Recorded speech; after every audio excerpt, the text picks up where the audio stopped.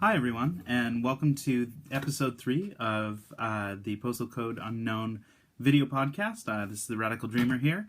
Back at home. At this point, my room's a little messy, so if you see some shots in the background, I apologize. And I've got a little bit of a cold that I'm fighting, so if my voice goes out in the next few days, I apologize, but I'll do my best to sort of clean that up. A lot of times when I go to these events, no matter how much airborne or vitamin C or hand sanitizer I use throughout the day, I tend to get a little bit sick. So bear with me for that for just a few days here.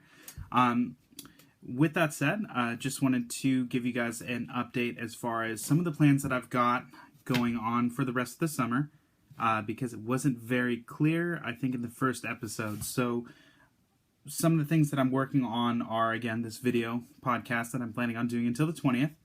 I also have plans to work on some photography books, do some more updates to the website. I have a few travel guides that I've been working on as well. Hopefully trying to get one done for specific areas in Japan. As a lot of people that know me personally know, it's one of my favorite places to travel in the world. And I have quite a bit, I feel, to say about that. So what's going to be neat is in the next few episodes and stuff like that, or in the next coming months, as I do these, I'll have an opportunity while I have the items here to sort of share some really cool stories from some of my travels out there. So really excited about that. I'm also going to be working on trying to do some games that are based on the travels that I've had over the past couple of years. Very simple, more sort of proof of concept ideas, ways for me to sort of experiment with branching dialogue and situations. So my eventual goal is by the end of the summer to have something where you have the opportunity to sort of take part as someone who is embarking on their own Camino. I did the Camino de Santiago, which is a pilgrimage in Spain. I mentioned it a few episodes ago. A few years ago, and it was a life-changing experience for me. So it's something that I feel is missing in that medium, and could be a really cool way to sort of share that type of story by giving people the opportunity to experience that on their own, especially if they aren't able to make it all the way to Spain, at least not yet, or if they're curious about those kinds of ideas. So look forward to that. Hopefully I'll have something concrete by the end of the summer, but regardless, whatever I have, I will release on the website before I leave. So without further ado, hope you're looking forward to some of that stuff. I do have an item and a story for you today. I'm not sure if this is going to work or if it's going to be really stupid, but it could be like da-da, da-da, da-da, da-da, not a shark.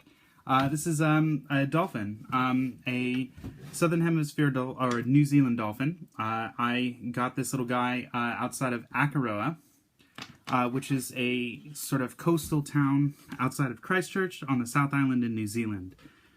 This was pretty cool. Like, normally I don't like getting a lot of souvenirs for myself, but every once in a while, especially something light, that has a good memory is something that I like to really pick up, because it's really easy to carry these kinds of things around, even with small baggage constraints and stuff like that. So this has made this all the way from New Zealand through Australia and back home again. So really kind of cool.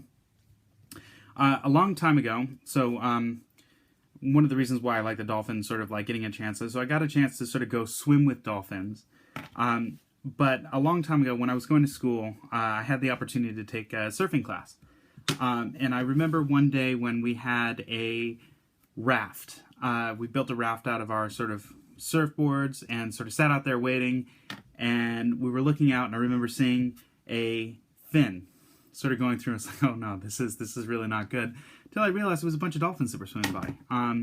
And I actually started, I don't know, sort of getting, not super superstitious, but sort of like, I had a thing for I guess, like, sort of having these little dolphin air fresheners in my car, just sort of like a good luck symbol, just something that I picked up after that experience. So anytime I've had an opportunity to sort of be near dolphins or see dolphins, I've been really happy with that. So Akaroa, just outside of Christchurch. Christchurch was my last stop in New Zealand on my way to Australia, and I had a few extra days after a tour that I had done where I had sort of open time, and I wasn't sure exactly what to do. I wasn't sure how to book that. Christchurch, if you're not aware, has had 2 major earthquakes in the past decade, so they're doing a lot of rebuilding, so it's a lot harder to sort of experience the city as I think it may want to be seen. But my experience in general was really good there, so I think it's a great place to visit, and there's a lot to do on the South Island. It's a good base to sort of start out there, even though it is really sort of having some trouble sort of getting back in. I actually stayed at this really cool hostel in Christchurch.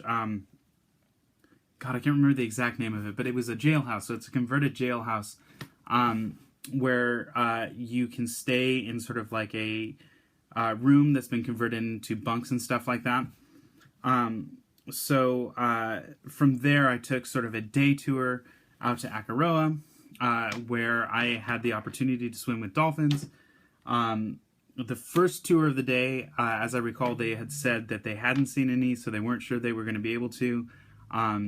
But we must have been out on the boat for maybe 5 minutes before actually seeing them come up, and I got a chance to get in the water, wear the biggest wetsuit I've ever worn in my entire life. I really enjoyed it. So I've got tons more things to say about New Zealand.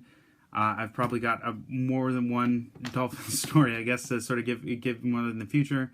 I really appreciate you watching these. I hope you're enjoying having little story time, I guess, or show and tell time. I look forward to doing more and sharing some more stories with you about the travels that I've had.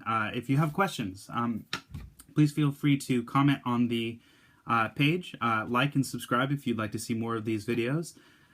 You can reach me directly at contact@theradicaldreamer.com. Theradicaldreamer.com is also my website where you can see a collection of everything here, so not just the YouTube videos, but hundreds of pictures, travel guides, articles that I've written about specific areas that I've traveled, and tons more stuff that I'm hoping to release over the next year or so. So, thank you so much for your time, and I hope you have a wonderful day.